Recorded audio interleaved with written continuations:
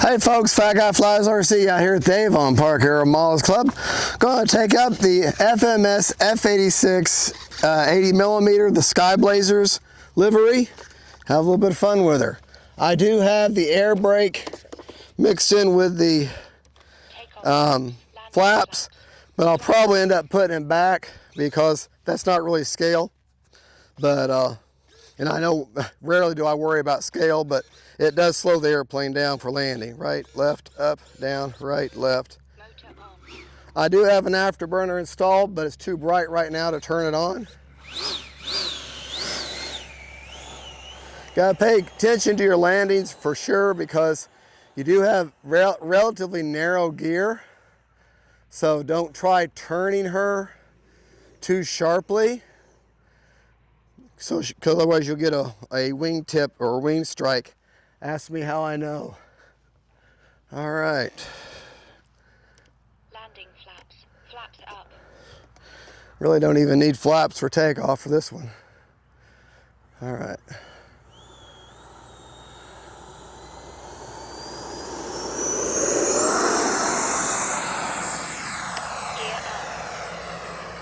Of the FMS motors, this actually has one of the loudest of the motors, and it sounds amazing. Haven't flown this plane in a hot minute. Time remaining. We're going to take her up.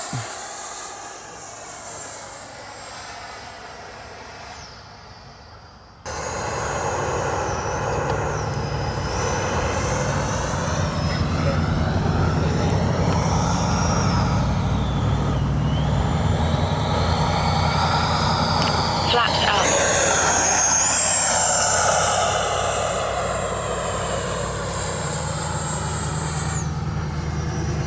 All right. I'll take her out. Time remaining 2 minutes. Landing flaps. You're lined up for my landing. Wings level, wings level.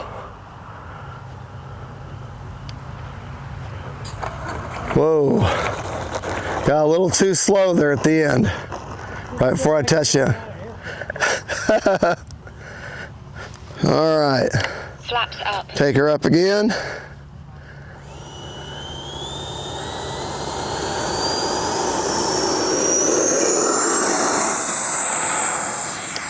up.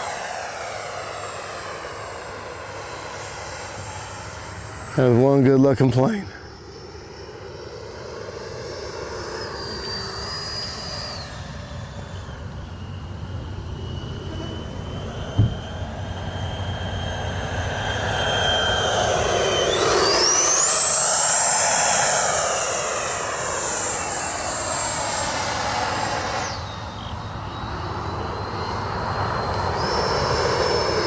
Gear down.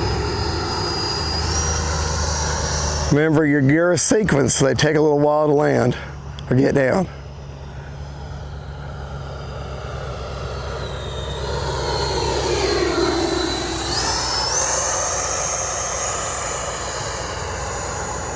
Landing flaps.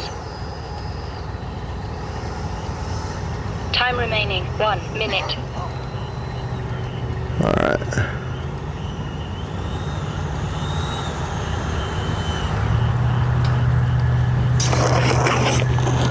Whoa.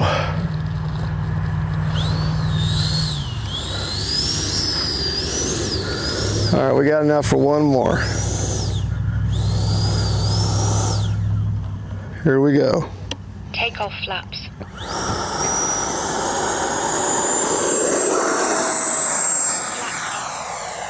Gonna leave the gear up. I'll leave the gear down. Landing flaps.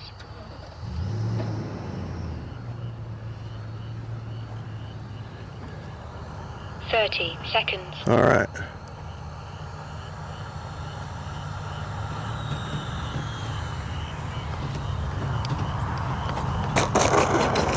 There we go. Much better. 20 seconds. I just wish I had 10 more feet of runway. Or flying into a headwind, that'd been good. Or reverse thrust.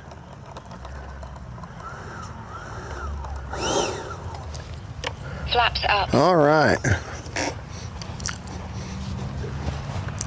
15 seconds left on a 3.5 minute timer.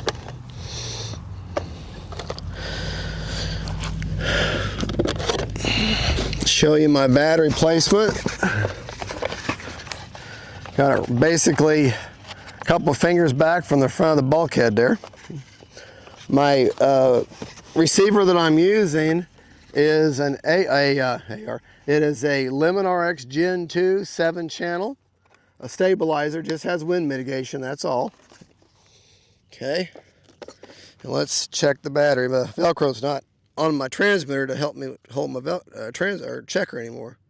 45%, so I may push it for one more, but I'm going to save the battery. That's a good storage rate. And there you go. Our good storage level for the battery. But folks, I want to tell y'all something. This right here is one of my favorite jets to fly. She's faster than you think she is, because she's a big plane. She's got a big sound, and she almost excuse me, she almost looked like she's a little floaty, but she scoots along really nice. She does float to a certain degree, but don't let that lull you into a false sense of security. Got to keep your speed up to keep them wings from dropping on you. This is a great flying plane though, and it's a warbird. It's an EDF. You got to fly it like a jet. You can't float it like a trainer, okay? You got to plan your approach. It takes a while for the gear to come down and go back up again. So you got to plan that, and this is not a beginner plane at all.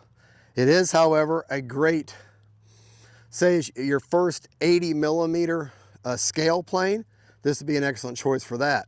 But that tells me that you've got several EDFs, several 70mm and 64mm underneath your belt.